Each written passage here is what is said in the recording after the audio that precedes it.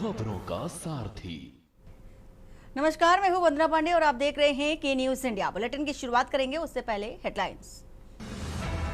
लद्दाख को पूर्ण राज्य का दर्जा देने की मांग। लेह में छात्रों का प्रदर्शन। भाजपा ऑफिस फूका। सोनम वांगचुक 15 दिन से भूख हड़ताल पर। पटना में सीडब्ल्यूसी की मीटिंग। खड़गे राहुल मौजूद। कांग्रेस अध्यक्ष बोले, बीजेपी नीतीश को बोझ मानती है। पीएम के दोस्तों ने देश को संकट में डाला। दिल्ली में कॉलेज प्रमुख पर यौन शोषण का आरोप। 17 छात्राएं बोली, अश्लील मैसेज भेजे, जबरन छूता था। फैकल्टी कहती थी उसकी बात मानो। प्रधानमंत्री नरेंद्र मोदी का कल ग्रेटर नोएडा दौरा। यूपी इंटरनेशनल ट्रेड शो का शुभारंभ करेंगे पीएम। सीएम योगी आया टिकट का जायजा भी।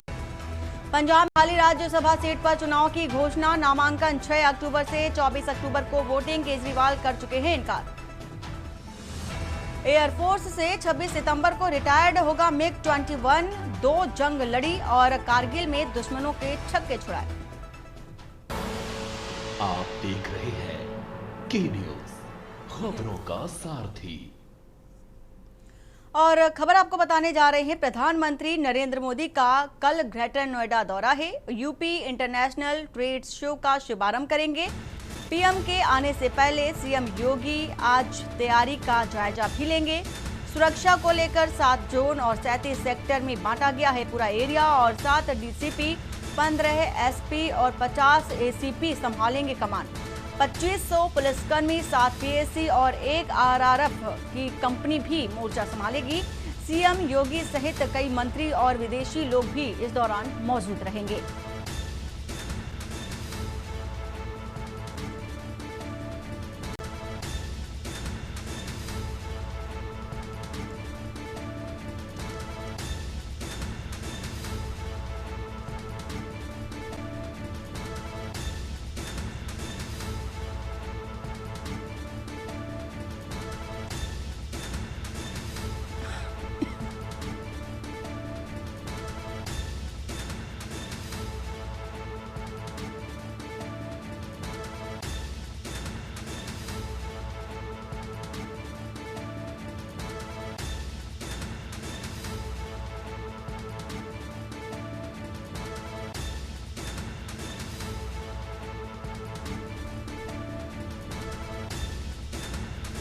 तो खबर आपको बता रहे, 7 डीसीपी कमान संभालेंगे। प्रधानमंत्री नरेंद्र मोदी का बेहद महत्वपूर्ण दौरा है। 2500 पुलिसकर्मी तैनात रहेंगे।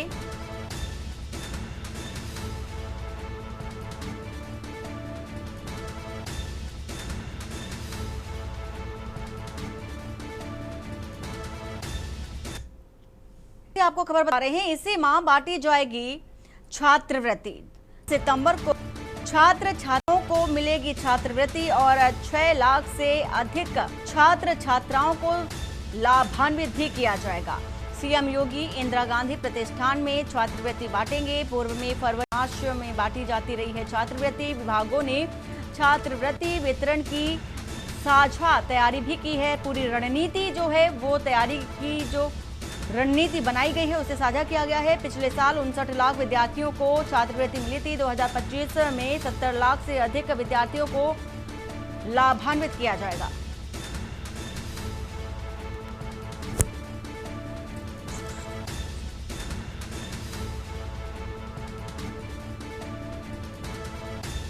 तो लखनऊ से खबर आपको बता रहे, इसी माह बांटी जाएगी छात्रवृत्ति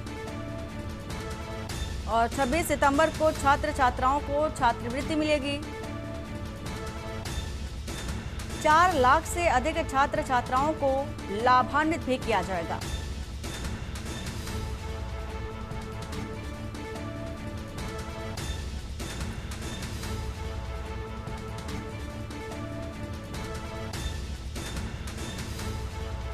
तो विभागों ने छात्रवृत्ति वितरण की तय की है साझा रणनीति, आपको ये खबर बता रहे हैं। और पिछले साल 59 लाख विद्यार्थियों को छात्रवृत्ति मिली थी। वर्ष 2025 में 70 लाख से अधिक छात्राओं को छात्रवृत्ति का लाभ मिलेगा।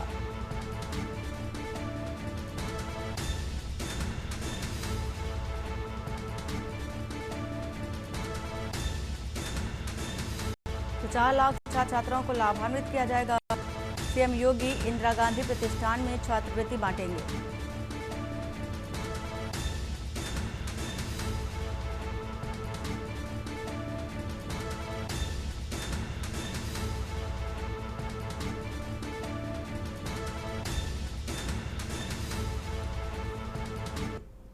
आपको खबर बताने जा रहे हैं बाराबंकी से। नेक्स्ट जेन जीएसटी पर बीजेपी की प्रेस वार्ता। प्रभारी मंत्री सुरेश राही ने इस बात की जानकारी दी है और नई जीएसटी स्लैब की उन्होंने जानकारी साझा की है।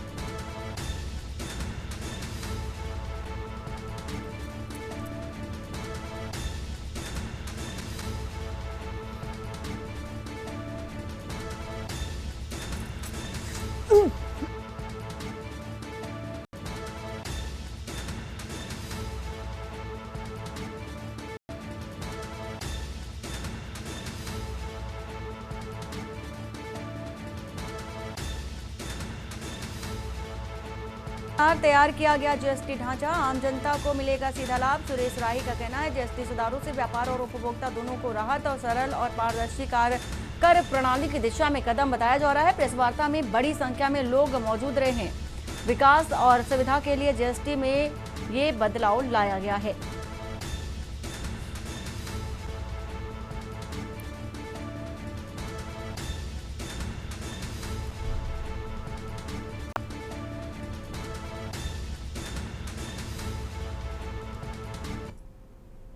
और कुशीनगर से आपको खबर बता देते हैं। कोल्हुआ गांव में नीलगाय की बेरहमी से हत्या की गई। धारदार हथियार से गर्दन काटने की वारदात से सनसनी और बाड़ी नदी किनारे झाड़ियों में क्षत विक्षत अवस्था में शव मिला है और सूचना पर पुलिस और वन विभाग मौके पर पहुंचे। 3 नामजद आरोपियों पर मुकदमा दर्ज, जल्द होगी गिरफ्तारी। और इसी के साथ ही एसआई वरुणेश उपाध्याय, वन क्षेत्राधिकारी जयंत सिंह राणा ने इस बात की जानकारी दी है।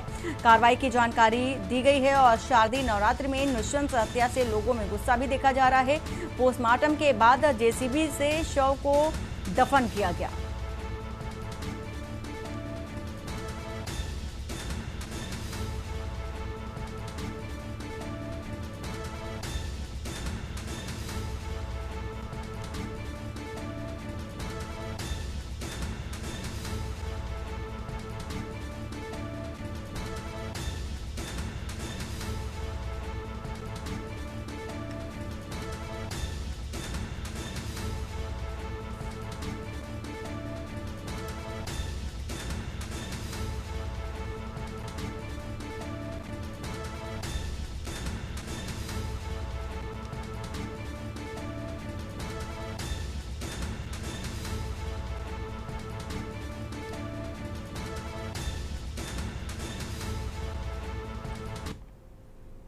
डीएम द्वारा सम्मानित ऑटो चालक राकेश कुमार का फिर अपमान हुआ।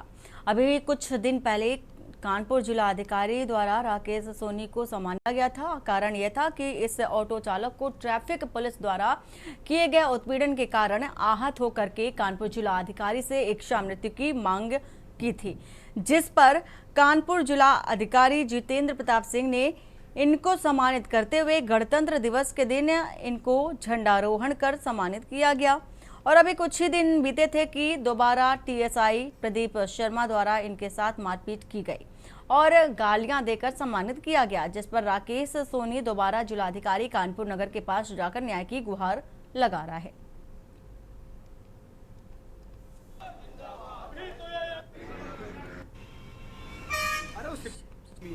तुमको पैसा भी दे रहा है, तुम गाली भी दे रहे हो उसको। अरे मेरे साथ रुक रहा है, उसने मेरे साथ एक बार ऐसा किया था, लेकिन मैंने फिर भी ये तीनों ऐसा कपड़े दूसरे साइड से खरीद नहीं पाते, केस क्या लड़ेंगे, पालन पोषण कर रही है। 3-3.5 की सीएम जाते हैं, उसमें बैठते हैं, कैसे चलाएंगे कैसे? अरे वो सिपाही आदमी है, तुम पैसा भी दे रहा है। तो डीएम साहब का बहुत बहुत धन्यवाद। उन्होंने गरीब ऑटो चालक को सम्मान दिया, जीवन दान दिया, इसके लिए उनको धन्यवाद। पूरी कानपुर उनको धन्यवाद दे रही है। आज सम्मान वापस करने के लिए हम डीएम साहब के पास आए थे, लेकिन मेरी मुलाकात नहीं हो पाई है। नवरात्रि के पहले दिन 22 तारीख को हम नौबस्ता से घंटाघर की तरफ आ रहे थे। टाटमिल चौराहे पर एक सादी वर्दी में सिपाही था, एक गरीब ऑटो चालक को पीट रहा था, जो ऑटो चालक की उम्र लगभग 50 से 55 साल की होगी। उनके चेहरे पर भी चोट वोट आया, तो मुझसे देखा नहीं गया, तो मैंने उसको बीच बचाव करने के लिए, और भी ऑटो वाले रुके, हम लोगों ने बीच बचाव किया, उसको सब विवाद को खत्म करवाया। और खबर लखनऊ से, जहां जीएसटी रिफॉर्म को लेकर के व्यापारियों सहित लोगों को जागरूक बनाने के लिए मुख्यमंत्री योगी आदित्यनाथ स्वयं सड़क पर उतरे। उन्होंने अलग अलग शॉप पर जाकर के दुकानदारों से संवाद करते हुए उन्हें रिफॉर्म के तहत वस्तुओं पर कम किए गए टैक्स का लाभ खरीदारों को उपलब्ध कराने की सलाह दी। उन्होंने कहा कि भारतीय बाजारों में नवरात्रि के साथ रौनक बढ़ जाती है, इसीलिए पीएम नरेंद्र मोदी के नेतृत्व वाली सरकार ने शारदीय नवरात्रि के पहले ही दिन से देशवासियों को जीएसटी कटौती से लाभान्वित कराया है।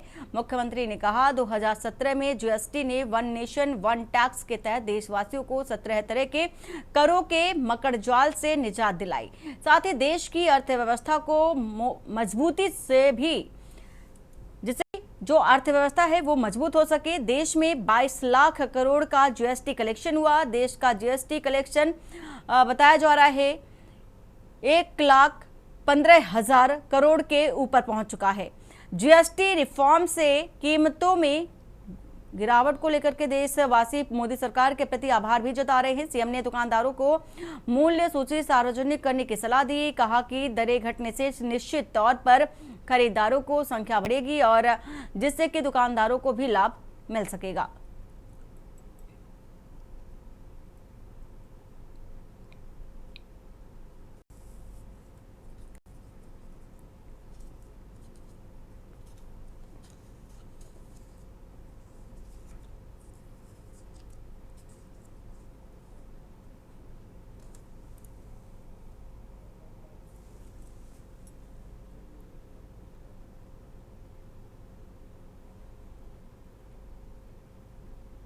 और इसी बीच राजधानी लखनऊ से आ रही है खबर। सीएम योगी आदित्यनाथ पहुंचे मेदांता हॉस्पिटल और ओपी राजभर का हालचाल जाना है। ओम प्रकाश राजभर का हालचाल जाना है सीएम योगी आदित्यनाथ ने। और ये तस्वीर भी आपको दिखा रहे हैं। मेदांता हॉस्पिटल के सहयोगी मंत्री से आत्मीय मुलाकात हुई है उनकी, और सीएम योगी ने स्वास्थ्य की जानकारी भी उनसे ली है।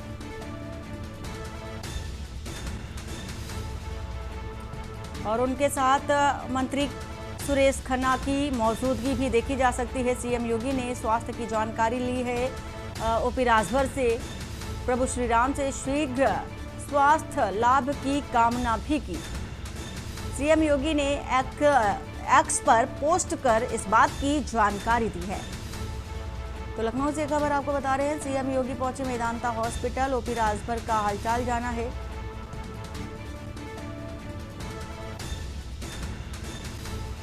ये तस्वीर आपको दिखा रहे हैं मेदांता हॉस्पिटल की, जहां पर इलाज चल रहा है ओपी राजभर का, और उनके स्वस्थ होने की कामना सीएम योगी आदित्यनाथ की ओर से की गई। उनके साथ राज्य वित्त मंत्री सुरेश खन्ना की मौजूदगी देखी जा सकती है।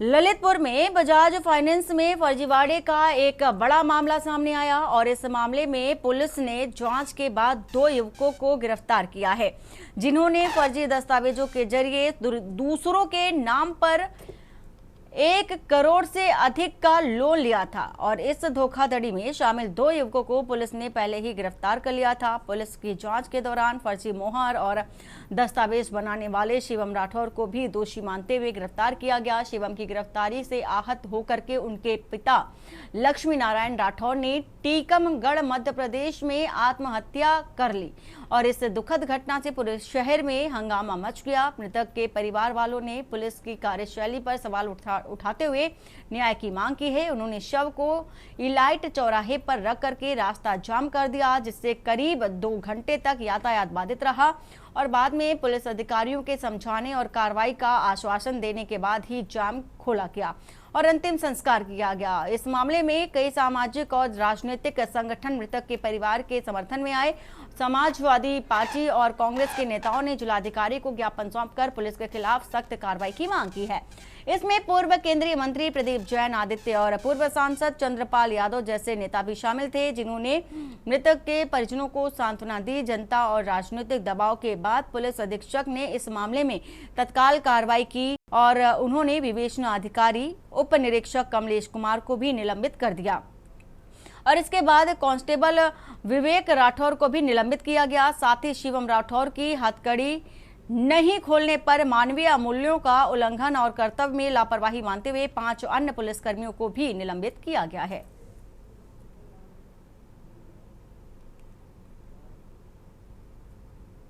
फाइनेंस कंपनी में कुटरचित दस्तावेज तैयार करके लोन कराने वाले प्रकरण में एक अभियुक्त के पिताजी के द्वारा आत्महत्या जो है कर लिए जाने की एक दुखद घटना जो है वह हुई है।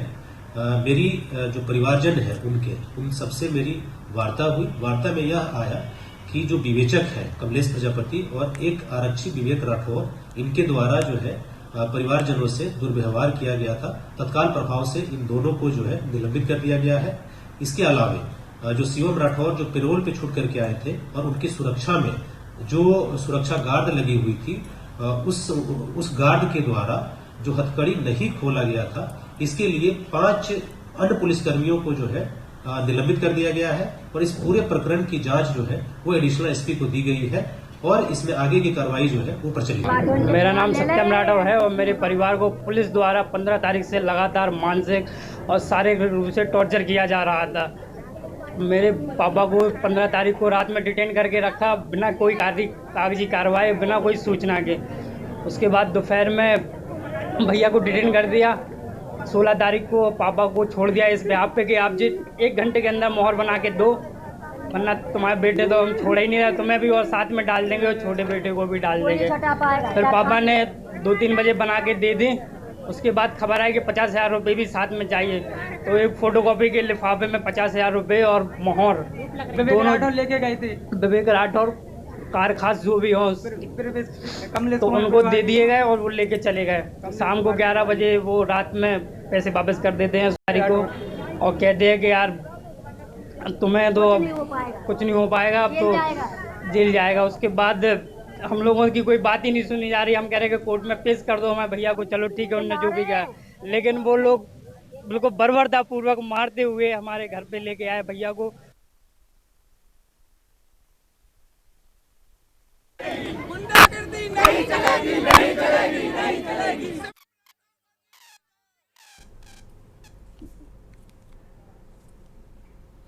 बागपत जिले में मिशन शक्ति टीम ने एक वांछित अपराधी को मुठभेड़ के दौरान दबोच लिया। आरोपी अनीश पुत्र मैनुद्दीन, जो अपनी नाबालिग बहन पर जानलेवा हमला करने के मामले में वांछित था, मंगलवार रात सुल्तानपुर हटाना गांव के पास बस स्टैंड पर दिखाई दिया और पुलिस के घेराबंदी के दौरान अनीस ने फायरिंग शुरू कर दी, जिसके जवाब में महिला पुलिस की गोली उसके दाहिने पैर में लगी। घायल अनीस को मौके से गिरफ्तार कर लिया गया और उसके पास से अवैध तमंचा, जिंदा कारतूस व एक खोखा बरामद किया गया। पुलिस ने बताया कि आरोपी के खिलाफ पहले से मुकदमा दर्ज था और वह लंबे समय से फरार चल रहा था। एएसपी प्रवीण सिंह चौहान ने बताया कि आरोपी का इलाज पुलिस निगरानी में कराया जा रहा है और कानूनी कार्रवाई शुरू हो चुकी है।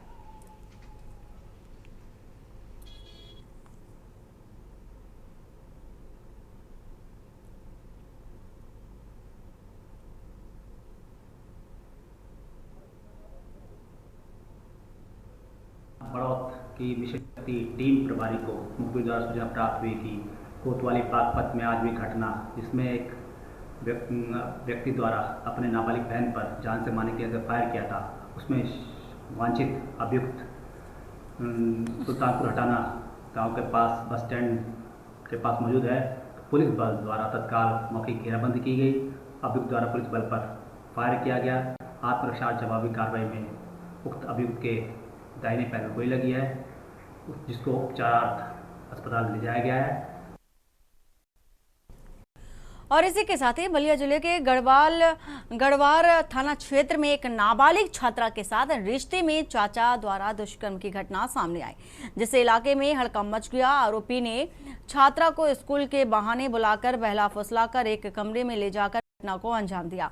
बच्चे की हालत बिगड़ने पर उसे रतसड़ सामुदायिक स्वास्थ्य केंद्र में छोड़ करके आरोपी फरार हो गया। डॉक्टरों ने प्राथमिक उपचार के बाद छात्रा को जिला चिकित्सालय रेफर किया, जहां स्थिति गंभीर होने पर उसे आजमगढ़ भेजा गया। इलाज के बाद जब छात्रा की स्थिति सामान्य हुई तो उसने थाने में पहुंचकर आरोपी के खिलाफ तहरीर दी। पुलिस ने मुकदमा दर्ज कर आरोपी को हिरासत में लेकर पूछताछ शुरू कर दी है। अधिकारी उस्मान ने बताया कि मामले में सुसंगत धाराओं में कार्रवाई की जा रही है और जांच भी जारी है। थाना गढ़वार पर एक सूचना प्राप्त हुई। थाना क्षेत्र के एक स्कूल में पढ़ने वाले 12वीं के छात्र ने 11वीं की छात्रा को पहला फुसलाकर एक रूम पर ले जाकर उसके साथ यौन उत्पीड़न की घटना को कारित किया है। इस संबंध में सूचना प्राप्त होते ही सुसंगत धाराओं में अभियोग पंजीकृत कर अभियुक्त को हिरासत में ले लिया गया है और उससे पूछताछ की जा रही है। इस संबंध में अग्रिम विधिक कार्रवाई प्रचलित है।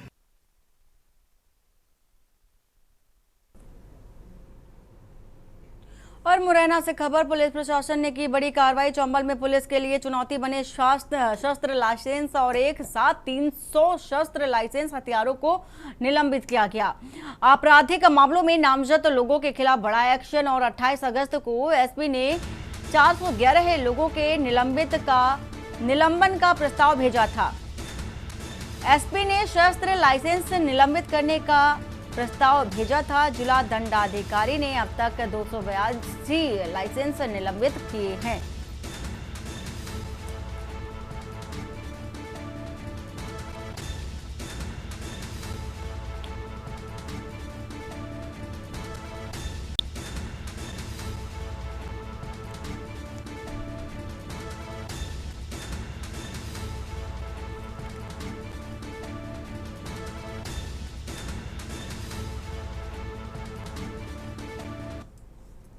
और यहाँ वक्त हो चुका है छोटे से ब्रेक का। ब्रेक के बाद जल्द वापस लौटते हैं। आप देख रहे हैं के न्यूज, खबरों का सारथी। केसरिया से मन जोगी हुआ रे, दिल झूमे देखो मतवारा हुआ रे। केसरिया से मन जोगी हुआ। हर पल मनाओ केसरी त्योहार। विमल, बोलो जुबान केसरी। आप देख रहे हैं के न्यूज, खबरों का सारथी। ब्रेक के बाद आपका स्वागत है। अंबिकापुर में ठेकेदार की पत्नी ने खाया जहर। ऑनलाइन मंगाए गए जहर से बिगड़ी तबीयत और रायपुर ले जाते वक्त महिला की मौत। निशा सिंह ने किया आत्मघाती कदम और कारण अज्ञात। मेडिकल कॉलेज से रायपुर रेफर किया गया था। ठेकेदार चुन्नू सिंह की पत्नी ने की आत्महत्या। पुलिस जांच में जुटी। आत्महत्या की वजह अज्ञात बताया जा रहा है और गांधीनगर थाना क्षेत्र की वसुंधरा कॉलोनी का मामला बता रहे हैं।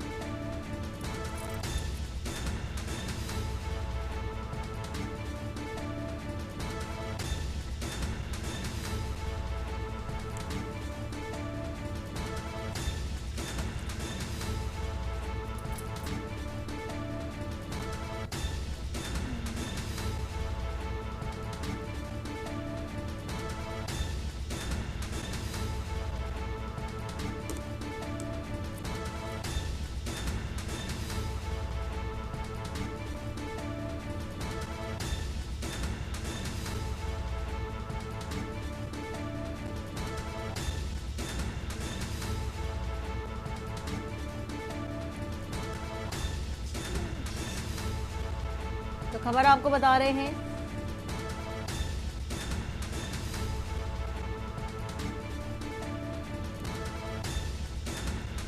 पुलिस मामले की जांच पड़ताल में जुटी है, वजह जानने की कोशिश कर रही है। और अंबिकापुर से खबर, विक्षिप्त युवक ने अपनी गर्दन पैर काटे हैं। हसिया से युवक ने स्वयं पर किया जानलेवा हमला।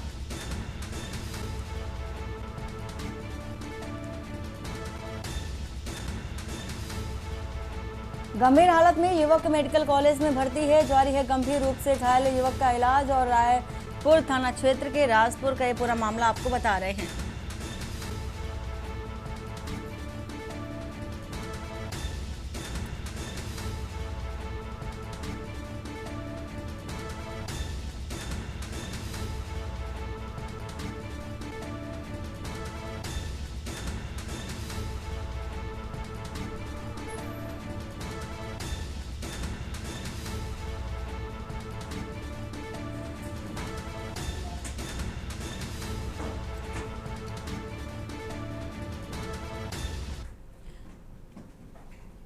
खबर छत्तीसगढ़ के कोरिया से, जहां सोनहत जनपद के केवरा बाहरा गांव के दर्जनों महिला पुरुष मिनी ट्रक में भरकर कोरिया कलेक्टर कार्यालय पहुंचे और उचित मूल्य की दुकान की सुविधा विस्तार की मांग की। ग्रामीणों ने बताया कि उनके गांव से राशन दुकान 35 किलो और इसी के साथ ही साथ आपको ये खबर बता रहे हैं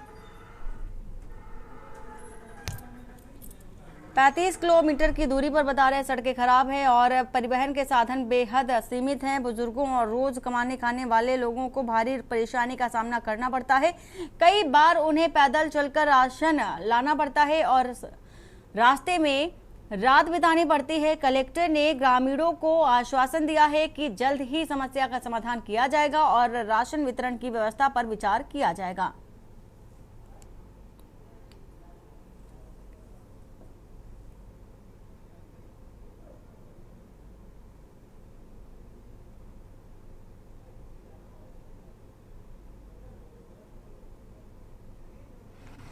हमको ये सोसाइटी दूर पड़ता है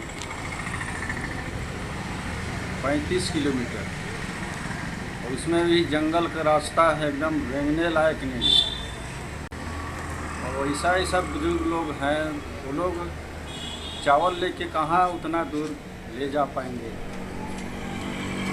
बीच में एक ठो गाँव पड़ता है धुमा गाँव, वहीं कहीं कहीं रात रुक जाते हैं लोग। कितना दूर पड़ता है? लगभग 35 किलोमीटर। अभी आप लोग यहाँ आए थे, कलेक्टर मैडम से मिले हैं, क्या आश्वासन मिला? बोले तो हैं कि अगला सरी में करवा देंगे। अगला सराई में होगा तो आप लोग को पास पड़ेगा? हाँ, वहाँ से पास पड़ता है।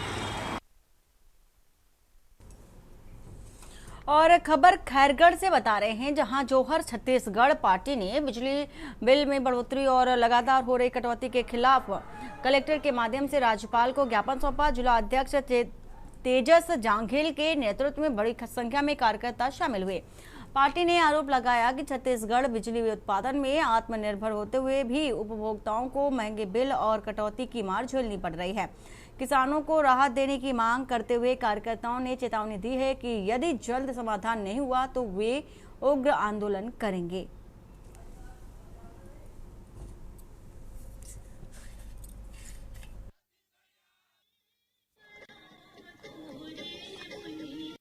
छत्तीसगढ़ मातारी की जोहार, छत्तीसगढ़। तो आज के जो शांतिपूर्ण धरना रही से और हमार जो ये भाजपा सरकार है ओकर जो नाकामी समझोला ओकर हम उजागर करत हन और पूरा छत्तीसगढ़िया समाज एक लिए पूरा त्रस्त है। तो ये जो निर्णय ले सरकार ओला में हमारे छत्तीसगढ़ और जोहार छत्तीसगढ़ ओला बताना चाहते कि ये जो निर्णय पूरा गलत निर्णय है। और राजनांदगांव में जोहर छत्तीसगढ़ पार्टी ने बिजली बिलों में बढ़ोतरी और कटौती के विरोध में कलेक्टर के माध्यम से राज्यपाल को ज्ञापन सौंपा। जिला अध्यक्ष मनीष देवांगन के नेतृत्व में बड़ी संख्या में कार्यकर्ता शामिल हुए। पार्टी ने आरोप लगाया कि छत्तीसगढ़ जैसे बिजली उत्पादन में आत्मनिर्भर राज्य में भी उपभोक्ताओं को महंगे बिल और कटौती की समस्या झेलनी पड़ रही है। किसानों को राहत देने की मांग करते हुए कार्यकर्ताओं ने चेतावनी दी है कि यदि जल्द समाधान नहीं हुआ तो वे उग्र आंदोलन भी करेंगे।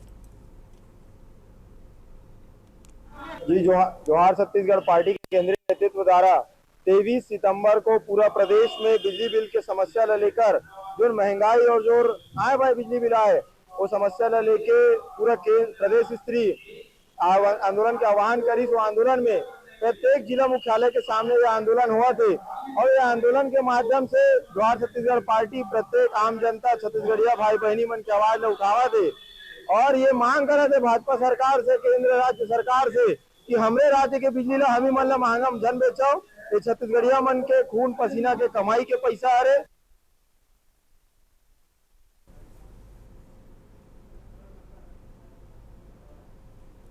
और मथुरा से आपको खबर बता देते हैं, कल राष्ट्रपति का दौरा है। मथुरा दौरे पर रहेंगी राष्ट्रपति द्रौपदी मुर्मू और हाई अलर्ट पर प्रशासन, सुरक्षा व्यवस्था चाक चौबंद नजर आ रही है। ये खबर आपको बता रही है मथुरा से। बांके बिहारी मंदिर और श्री कृष्ण जन्मभूमि के दर्शन भी करेंगी। महत्वपूर्ण दौरा राष्ट्रपति द्रौपदी मुर्मू का, और इसी के साथ ही तैयारियों का जो जायजा है वो अधिकारी लेते नजर आ रहे हैं। कुब्जा कृष्ण मंदिर में सफाई और सौंदर्यीकरण का जो काम है वो बेहद तेज गति से किया जा रहा है। अंतापाड़ा स्लम क्षेत्र में विकास कार्यों की बहार देखी जा रही है। स्थानीय जनता में राष्ट्रपति आगमन को लेकर उत्साह भी नजर आ रहा है।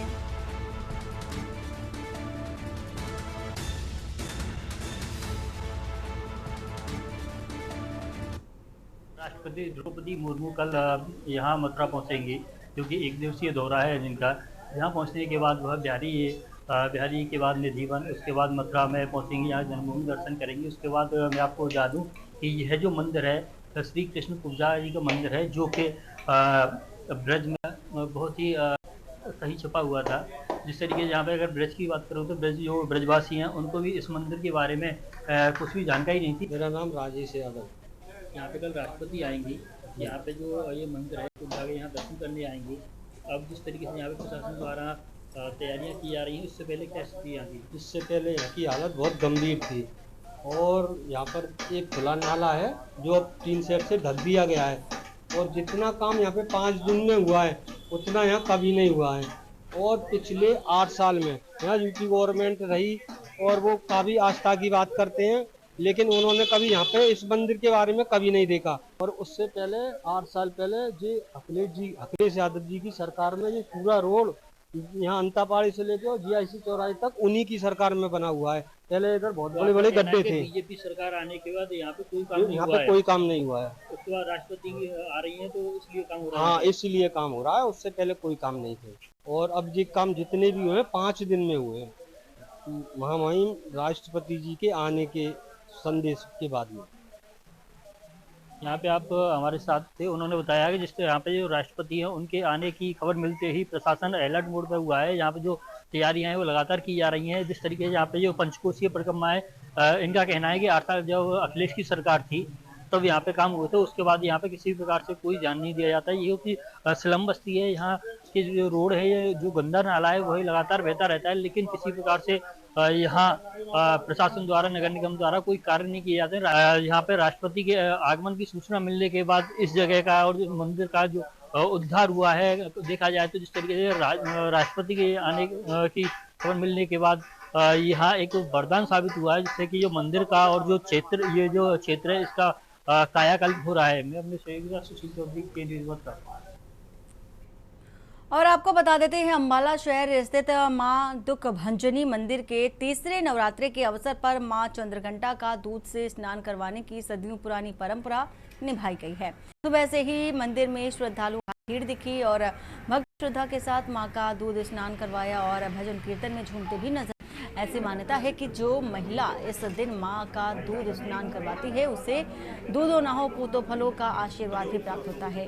मंदिर के पंडित पंकज ने बताया कि ये परंपरा वर्षों है और इसके बाद मां की पालकी पूरे शहर में निकाली जाएगी।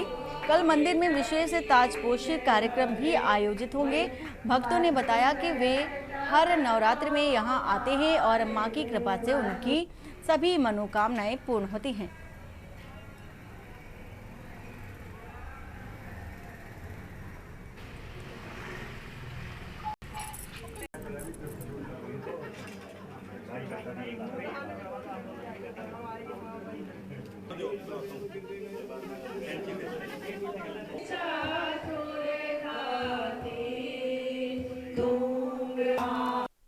जय माता दी सभी को जी।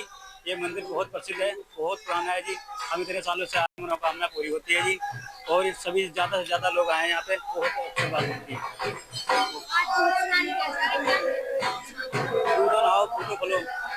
यहाँ पे आशीर्वाद माता रानी को जो भी आता है ना जी, यहाँ पे सबको अलग अलग अपने बच्चों को ये सब इसलिए बहुत अच्छा होता है यहाँ पे। सूर्य स्नान होता है सुबह 5 बजे रात शाम को 12 बजे तक दोपहर तक। हाँ जी, टीशन नहीं होता, आज दूध स्नान किया जा रहा है और जो भी यहाँ आता है उसकी मनोकामना पूरी होती है। कितने समय से मिलते हैं? हम यहाँ बहुत सालों से आ रहे हैं। क्या नाम है? सीमा। माता जी का तीसरा नवरात्र है। श्री महाकाली माँ दुखुंजनी मंदिर में बड़ी श्रद्धा से, प्रेम से, उत्साह से ये 9 के 9 दिन मनाए जाते हैं। तो माँ चंद्र घंटा का जो प्रिय है वो दूध है, इसलिए माता जी को आज दूध से स्नान कराया जाता है। दूध से बनी हुई वस्तुएं भी हम माता जी को भोग लगा सकते हैं। जैसे कल माता जी की ताजपोशी है तो उसमें भी भक्त अपने घरों से कुछ ना कुछ बना करके लाएंगे और माता जी को भोग लगाएंगे। और हरियाणा में धान की आवक शुरू हो चुकी है और आज दूसरे दिन यमुना नगर के उपायुक्त पार्थ गुप्ता ने जिले की अनाज मंडियों और परचेज सेंटरों का दौरा किया। उन्होंने अधिकारियों के साथ मिलकर हालात का जायजा लिया और आड़तियों व किसानों से बातचीत की। डीसी ने बताया कि जिले की सभी 13 मंडियों में अधिकारियों को ड्यूटी लगाई गई है और धान की खरीद सरकार के तय नियमों के अनुसार की जा रही है। साडोरा में किसानों के धरने को लेकर डीसी ने कहा कि उनकी डिजिटल कांटे की मांग सरकार के स्तर की है और इस पर बातचीत जारी है। जल्द ही समाधान की उम्मीद बताई जा रही है। उन्होंने यह भी बताया कि आने वाले दिनों में धान की आवक बढ़ेगी, जिसके लिए पूरी तैयारी कर ली गई है। बिलासपुर मंडी में बिजली और पानी की समस्या सामने आने पर उपायुक्त ने मौके पर मौजूद एसडीएम को तुरंत समाधान के निर्देश दिए। डीसी ने स्पष्ट किया कि किसानों को किसी भी प्रकार की परेशानी न हो, इसके लिए प्रशासन पूरी तरह से सतर्क है। और क्योंकि जैसे जो सरकार के मापदंड होते हैं मॉइस्चर के अनुसार, बाकी चीज़ों के अनुसार, वो देखते हुए पर्चे, जैसे कल जो तो रदौर में जो बाकी मंच को जो है ढेर रखी है, तो कहीं पे जैसे कर्मवादा है तो उसको किसी द्वारा आड़तियों के द्वारा उसको फैलाकर बाकी पंखे लगाकर जो है सुखाया जा रहा है और मापदंड अनुसार उसको परचेज किया जा रहा है। और यमुनानगर के खारवन गांव में लूट की कोशिश में नाकाम 2 बदमाशों ने एक युवक पर चाकू से हमला कर दिया। प्लाईवुड फैक्ट्री में काम करने जा रहे विक्की नामक युवक से पहले सोने का लॉकेट छीना गया, फिर मोबाइल छीनने की कोशिश की गई। विरोध करने पर बदमाशों ने उसकी गर्दन पर चाकू से वार कर दिया। शोर सुनकर के ग्रामीण मौके पर पहुंचे तो आरोपी बाइक छोड़कर के खेतों की ओर भाग निकले। घायल युवक को अस्पताल में प्राथमिक उपचार के बाद छुट्टी दे दी गई। पुलिस ने बाइक बरामद कर इलाकों में सर्च ऑपरेशन शुरू कर दिया और एएसपी अमरेंद्र सिंह ने बताया कि आरोपियों की तलाश जारी है और जल्द गिरफ्तारी की भी उम्मीद है।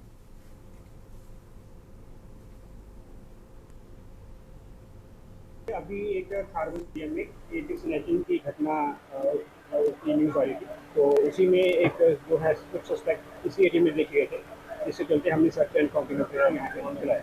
हमारी लोकल पुलिस जो हमारी रिजर्व फोर्सेस और हमारी सीआईडी कुछ पता चला भाई कितने आदमी? नहीं, अभी चल रहा है ऑपरेशन, अभी कम्युनिकेशन चल रहा है। हम रूम से खाना खा लिया था, जा रहा था कंपनी काम करने, ठीक है, काम करने जा रहा था, उधर से 2 बंदा आया, मेरे से पूछा पहले कि यमुनानगर के रास्ता किधर था। मैं बोला भाई सीधा यहीं पे है।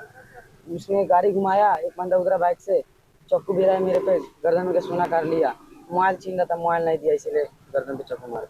कितने लोग थे? 2 लोग। लेके आया, बाइक लेके आया, बोलता है सीधा गर्दन पे चाकू गिराया, फिर गर्दन में सोना था वो ले गया, फिर मोबाइल छीन रहा था, मोबाइल नहीं दिया, इसीलिए चाकू मार। हरियाणा के रोहतक जिले के सांपला शहर में उस वक्त हलचल मच गई जब पूर्व मुख्यमंत्री भूपेंद्र सिंह हुड्डा और सांसद दीपेंद्र सिंह हुड्डा के लापता पोस्टर बाजारों और गलियों में नजर आने लगे। ये पोस्टर हुड्डा परिवार की विधानसभा क्षेत्र गढ़ी सांपला किलोई में देर रात लगाए गए, जिनमें से दोनों नेताओं को क्षेत्र से गायब बताया गया। वीडियो फुटेज में समाज सेवी एवं पूर्व पार्षद शिव कुमार रंगीला को ये पोस्टर लगाते हुए देखा गया। पोस्टर लगने के बाद राजनीतिक गलियारों में चर्चाएं तेज हो गई हैं। हालांकि इस पर अभी तक हुड्डा परिवार या कांग्रेस पार्टी की ओर से कोई आधिकारिक प्रतिक्रिया नहीं दी गई है।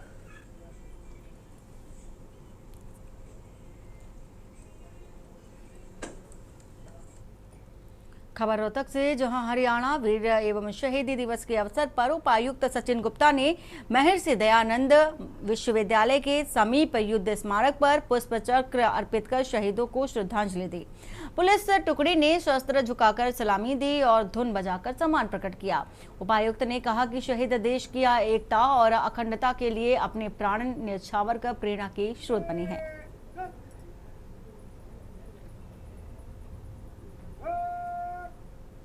आज वीर शहीदी दिवस पे हमने जिला स्तरीय वीर शहीदी दिवस मनाया और एक्स सर्विसमैन से भी मिले और इट्स प्रेरणा का स्रोत हैं सब लोग जिन्होंने अपनी जिंदगी को देश के ऊपर लगा दिया और शायद इन सब के बलिदानों के कारण ही हम सब लोग सुरक्षित हैं।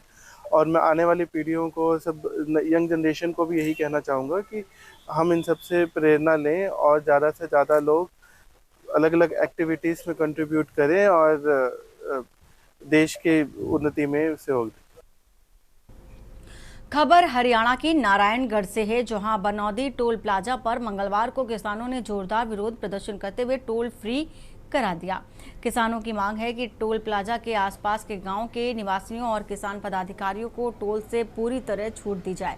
किसान नेता रवि आजाद ने आरोप लगाया कि NHAI ने गलत तरीके से टोल वसूली शुरू की है और उन्होंने बताया कि फिलहाल हाईवे का निर्माण केवल 12 से 15 किलोमीटर तक ही हुआ है, लेकिन टोल 33 किलोमीटर की दूरी के हिसाब से लिया जा रहा है, जो अनुचित है। रवि आजाद ने चेतावनी दी है कि जब तक किसानों की मांगों पर ध्यान नहीं दिया जाता, विरोध प्रदर्शन जारी रहेगा।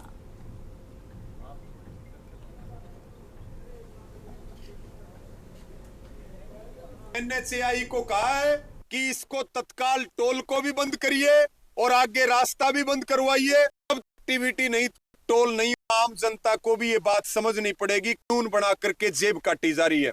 हमारी कमेटी ने फैसला लिया है कि अनिश्चितकालीन धरना इस टोल के ऊपर रहेगा और 10 से 12 गांव 24 घंटे का धरना यहां लगा करके रखेंगे। 10 गांवों को फ्री कर दो और रोड को शहजादपुर के पास बंद करो। देखिए, अपना हमारे प्रधान जी रवि आजाद जी ने सारा कुछ आप सभी के बीच में बता ही दिया है। हमारा ये धरना अनिश्चितकालीन के लिए जारी रहेगा जब तक हमारी मांगे नहीं मानते जी। तब तक हम अपना यहीं बैठे हैं। अपना खाने पीने की सभी किसानों की व्यवस्था कर दी और तो सभी अपना बिस्तर, कूलर और खाने पीना सब यहीं चलेगा जी। खबर फरीदाबाद से है, जहां गदपुरी थाना क्षेत्र के भीकू गांव में कुछ अज्ञात हमलावरों ने 19 सितंबर को युवक पर हथौड़े से जानलेवा हमला कर दिया। बताया गया है कि किसी बात को लेकर दुधोला रोड पर दोनों पक्षों में विवाद हो गया, जिसके बाद 3 से 4 लोगों ने एकजुट होकर गंभीर रूप से घायल कर दिया। पीड़ित ने पुलिस से न्याय की गुहार लगाई है, लेकिन हमले के 4 दिन बीत जाने के बाद भी पुलिस आरोपियों को गिरफ्तार नहीं कर सकी है। इससे पीड़ित पक्ष में नाराजगी भी देखी जा रही है।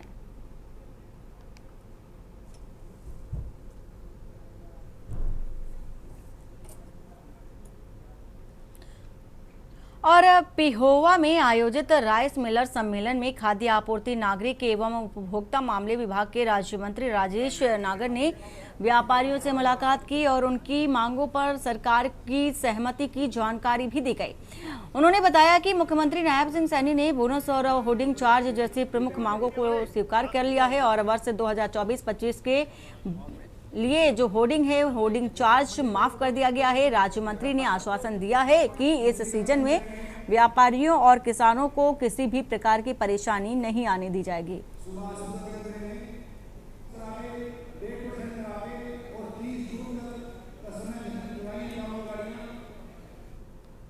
महेंद्रगढ़ में पूर्व शिक्षा मंत्री एवं भाजपा के पूर्व प्रदेश अध्यक्ष प्रोफेसर रामविलास शर्मा ने अमर शहीद राव तुलाराम की प्रतिमा पर माल्यार्पण कर श्रद्धांजलि अर्पित की।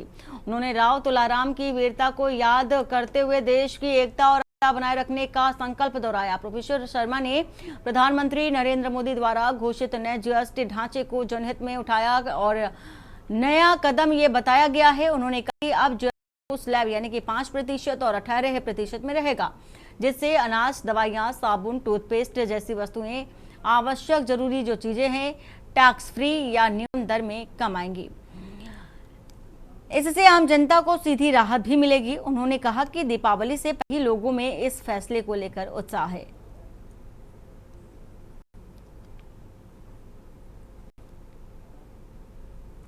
आज ये अमर शहीद राव तुलाराम की मूर्ति पर आज हमने भारतीय जनता पार्टी महेंद्रगढ़ के तमाम पदाधिकारी सभी कार्यकर्ताओं ने बाबा तुलाराम के माला अर्पण किया है।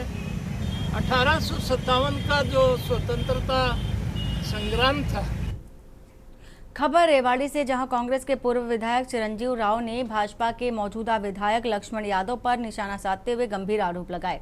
विधायक पर सफाई को लेकर ड्रामा करने सहित भ्रष्टाचार में लिप्त होने का आरोप लगाया गया और कहा कि झूठी वाहवाही लूटने के लिए स्वच्छता का दावा किया जाता है और इसीलिए शहर में जगह जगह गंदगी के ढेर लगे दिखाई देते हैं।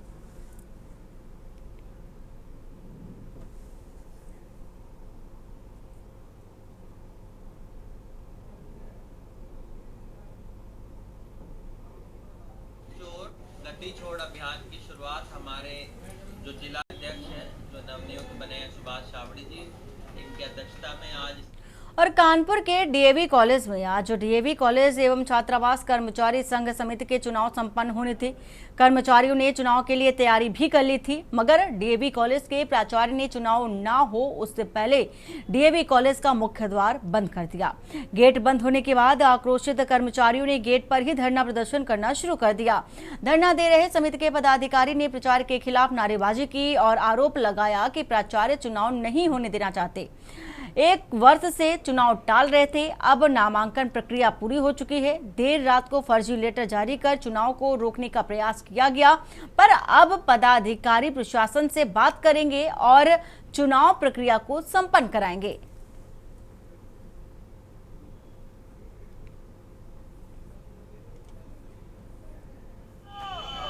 अध्यक्ष हैं हम यहाँ के कर्मचारियों के लगभग 30 साल से डीएवी कानपुर। धरने का कोई कार्यक्रम नहीं है। कर्मचारियों की एक अपनी एसोसिएशन है, वो पंजीकृत संस्था है लगभग 60 साल से उसकी कर्मचारियों की जो बाज है संस्था का, उसके नियमों के अनुसार चुनाव चला आ रहा है। इस बार ये पता नहीं 6 महीने से नहीं होने दे रहे। अभी पर नियमावली के नियमों के अंतर्गत हमने चुनाव घोषित किया, जिसमें आम सभा को यह अधिकार है कि चुनाव अधिकारी नियुक्त करे, फिर चुनाव अधिकारी चुनाव आता है। चुनाव प्रक्रिया लगभग पूरी हो गई, चल रही है। नामांकन हो गया, विड्रॉल हो गया, जांच हो गई। बीच में एक दिन इनका लेटर सोशल मीडिया में फर्जी जारी हुआ कि कर्मचारी संघ के चुनाव पर रोक लगाई जाती। ये कोई है नहीं। हमें रजिस्ट्रार निबंधक चिट फंड से उससे मतलब है, अपनी सोसाइटी से उससे बाइलास मतलब है। उस पर प्रशासनिक अधिकारियों से हम संपर्क किया तो चुनाव के पक्ष में रोकने का कोई औचित्य नहीं। जब प्रशासन से नहीं रोकवा पाए तो आज मतदान होना था। आज अचानक इन्होंने कल रात में 12 बजे सोशल मीडिया पे कॉलेज के ग्रुप में एक नोटिस डाल दिया कि अपरिहार्य कारणों से महाविद्यालय में अवकाश रहेगा। डीएवी कॉलेज छात्रावास कर्मचारी समिति बैठे थे, क्या कारण? हम लोगों का चुनाव होना था आज 24 तारीख को, लेकिन प्राचार्य जी ने कॉलेज को बंद कर दिया, इसलिए चुनाव नहीं हो पाया, इसलिए धरने पर चुनाव ना हो इसी कारण से बंद कर दिया उन्होंने। कुछ नहीं, हम लोग आगे भी प्रशासनिक अधिकारियों से मिलेंगे और अपना जो है आंदोलन के लिए जो है धरना प्रदर्शन करेंगे। हाँ बिल्कुल होगा, चुनाव होगा। कॉलेज प्रशासन से कई बार लिखित में भी दिया गया कि हम लोगों का चुनाव जो है होना है, और उन्होंने कोई रिस्पांस नहीं दिया उसको, और चुनाव आज डेट हो थी, उन्होंने कॉलेज में ताला लगा दिया, कॉलेज बंद कर दिया।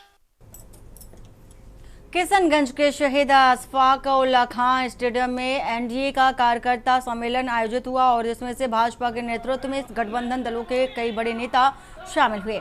अररिया के सांसद प्रदीप कुमार सिंह ने कहा कि बिहार में लगातार 5वीं बार एनडीए की सरकार बनने जा रही है और महागठबंधन पर हिंदू मुस्लिम के नाम पर राजनीति करने का आरोप लगाया। जदयू के विधान पार्षद रविंद्र प्रसाद ने मुख्यमंत्री नीतीश कुमार को विकास का प्रतीक बताते हुए 2025 फिर से नीतीश का नारा दिया। मंच पर पूर्व मंत्री नौशाद आलम, संगठन मंत्री अभय गिरी, भाजपा नेता सिकंदर सिंह सहित तमाम लोग मौजूद रहे। सभी सीट लड़ेंगे और सभी सीट जीतेंगे। अब गलती से 2-4 सीट मिल जाए तो मिल जाए उन लोगों को। इस बार खाता नहीं खुलने वाला है। अब बहुत हो गया हिंदू मुसलमान, अब किसी की दाल गलने वाली नहीं है। हमारे पास नरेंद्र मोदी ये देश के हमारे नेता हैं और बिहार में हमारे सरकार नीतीश जी हमारे मुख्यमंत्री हैं। दोनों ईमानदार लोग हैं और अब डबल इंजन की सरकार है। जब बिहार में डबल इंजन की सरकार होगी तो बिहार विकसित बनेगा। हल्द्वानी से खबर, छात्र संघ चुनाव के नामांकन में हंगामा, छात्रों के 2 गुटों में कॉलेज के बाहर झड़प देखी जा रही है। कुछ नेता छात्र संघ चुनाव में अराजकता कर रहे थे और बाहरी लोगों के हंगामा करने पर पुलिस ने दौड़ाया। MBPG कॉलेज गेट के बाहर झड़प देखी जा रही है। तस्वीर आपको दिखा रहे हैं हल्द्वानी की ये तस्वीर, जहां पर झड़प देखी गई। छात्रों को पुलिस ने पकड़कर सबक सिखाया। कॉलेज के बाहर भारी पुलिस बल तैनात। छात्र संघ चुनाव को देखते हुए पुलिस बल तैनात किया गया और कमल वोरा और अभिषेक गोस्वामी में सीधा मुकाबला देखा जा रहा है। उड़दंग को देखते हुए पुलिस टीम पूरी तरह से अलर्ट मोड पर है।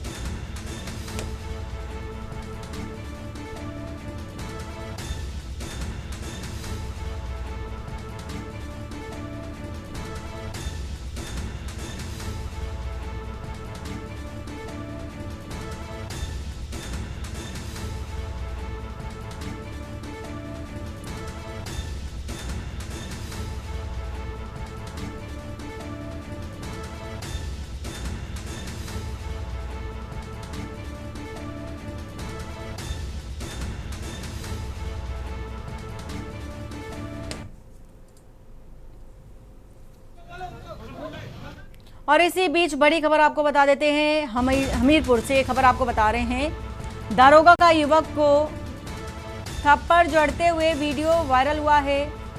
ये खबर आपको बता रहे हैं हमीरपुर से इस वक्त की ये बड़ी खबर। दारोगा का युवक को थप्पड़ जड़ते वीडियो सोशल मीडिया पर वायरल हो रहा है। मारपीट के आरोपी युवक को पकड़ने गए थे दारोगा जी और सोशल मीडिया पर वायरल हो रहा है वीडियो। दारोगा जी ने पहले उतरवाए युवक के कपड़े और फिर थप्पड़ जड़ा है। तो थप्पड़ मार करके युवक को गाड़ी में बैठाया है।